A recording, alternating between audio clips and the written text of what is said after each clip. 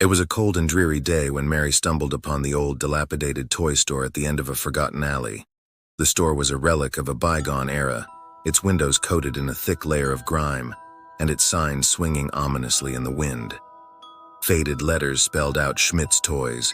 Despite the eerie appearance of the place, Mary couldn't resist the pull of nostalgia that tugged at her heart.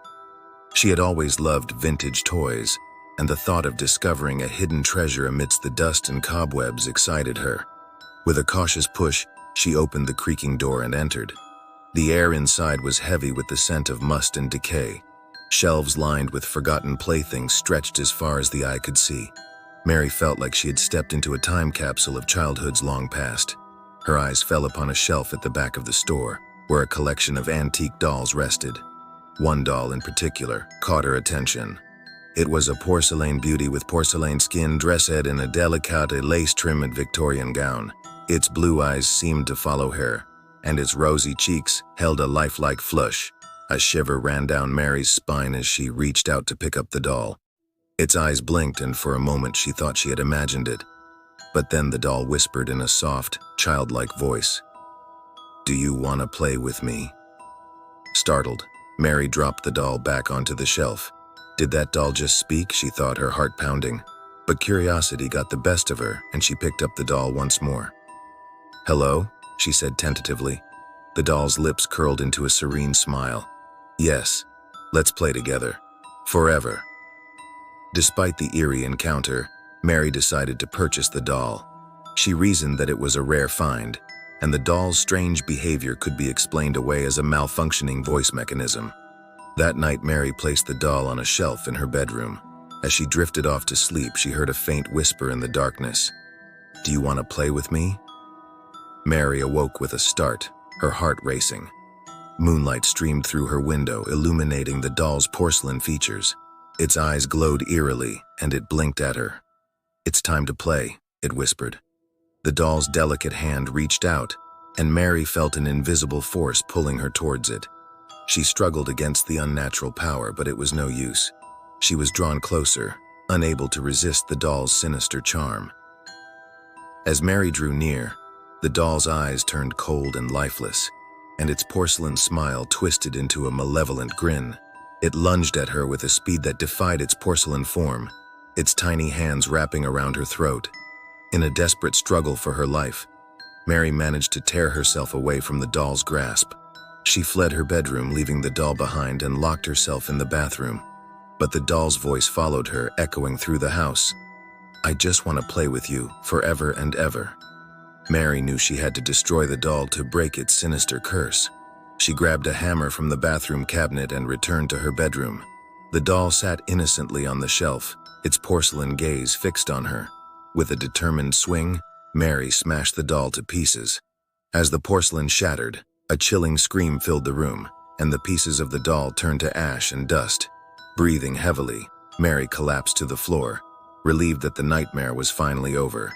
But as she looked at the doll's shattered remains, she couldn't help but wonder if some part of it still lingered, waiting for the next unsuspecting victim to enter Schmidt's Toys and hear the haunting question, "Do you want to play with me?"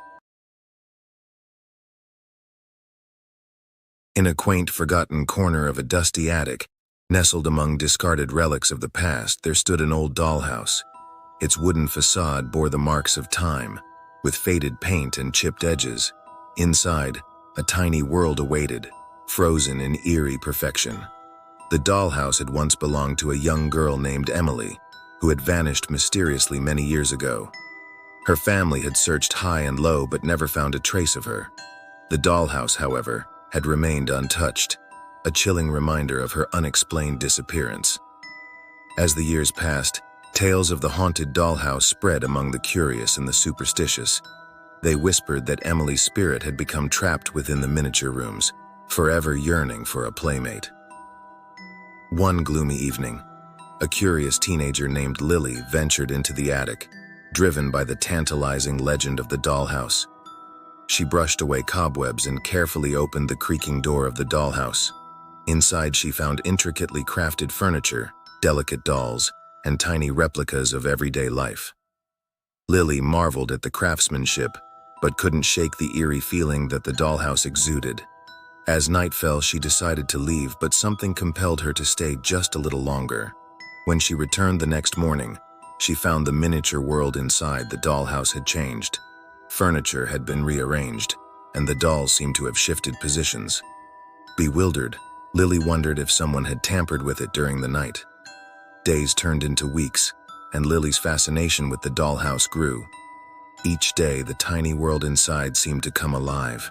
Dolls moved when she wasn't looking, miniature voices whispered secrets, and tiny footsteps echoed through the dollhouse's halls. Lily's obsession with the dollhouse consumed her. She barely ate or slept, instead spending every waking hour peering into its tiny rooms. It was as if the dollhouse had become a portal to another world, one that was beckoning her to stay. One night, as Lily gazed into the dollhouse, she heard a faint melodic voice singing a hauntingly beautiful lullaby. The voice seemed to come from within the miniature nursery, where a porcelain doll cradled a tiny, lifelike infant.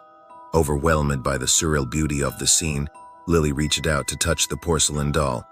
As her fingers brushed its cold surface, an icy chill surged through her veins, and she felt herself shrinking, drawn into the dollhouse. She found herself in a world of haunting splendor, a doll-sized realm where porcelain figures moved with a life of their own. The dolls regarded her with hollow eyes, and their whispered voices echoed through the tiny streets of their miniature town. Lily soon realized that Emily, the long-lost girl, had found a way to trap her spirit within the dollhouse. Emily craved companionship, and now Lily would become her eternal playmate. As the years passed in the attic, the legend of the haunted dollhouse grew. Some say that on certain nights when the moon is full and the attic is shrouded in darkness, the tiny figures within the dollhouse come to life, and the voices of Emily and Lily can be heard, singing a melancholic lullaby that chills the very soul. And so the dollhouse remained a cursed relic, a tiny world where time stood still, and the spirits of Emily and Lily played on, forever imprisoned within its wooden walls. As a final plea for caution, we ask you to remember the allure of the mysterious and the consequences of curiosity.